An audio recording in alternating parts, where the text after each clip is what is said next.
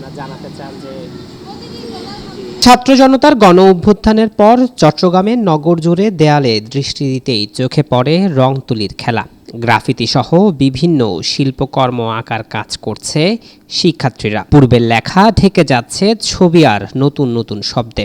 দেওয়া হচ্ছে নতুন বাংলাদেশ করার বার্তা। কারাতে ফ্রেন্ডস ক্লাব একাডেমি থেকেও আমরা এখানে করছি বিভিন্ন রকমের সব কিছু একসাথে মিক্স করে, যেহেতু ফ্রেন্ডস ক্লাবের স্টুডেন্ট, তো ফ্রেন্ডস ক্লাবের ওটাও তুলে ধরছি। ইভেন এখন যে রিসেন্ট প্রোটেস্ট যেটা চলছিল ওটা সম্পর্কেও করছি, মানে যে প্রোটেস্ট চলতেছে ওটাও, তারপর আমরা যে ক্লাবের স্টুডেন্ট ওটাও, সব কিছু একসাথে তুলে ধরা হচ্ছে আর কি এখানে। আমাদের চেতনা হচ্ছে আমরা দেশটাকে সুন্দর করে গড়তে চাই।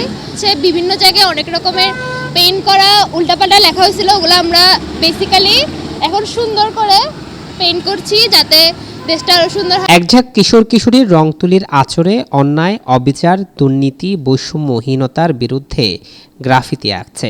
চেতনায় ধারণ করছে মুক্তিযুদ্ধ মানচিত্র আর লাল সবুজের পতাকাকেও।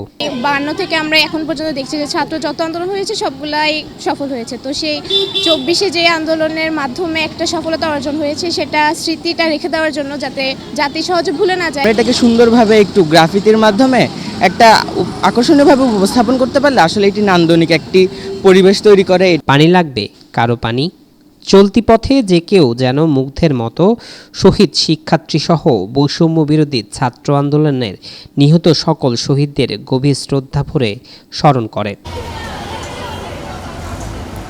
শিল্পীর তুলি যেন তাই জানান দিচ্ছে।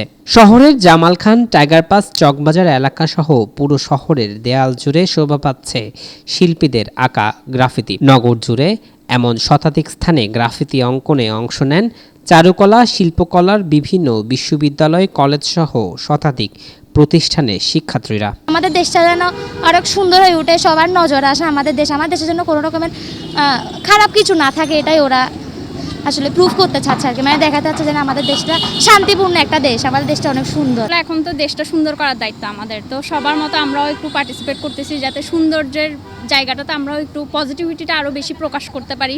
যে দেশটা আসলে গড়তে চাই সুন্দর ভবিষ্যতের জন্য, সেটা হোক আগামী প্রজন্মের জন্য আমাদের হাত ধরেই হোক। প্রতিবাদের ভাষা যেমনই হোক, নতুন বাংলাদেশ হবে মানবতার, শান্তি, সাম্য আর অর্থনীতির মুক্তির, এমনটাই প্রত্যাশা তরুণ প্রজন্মের।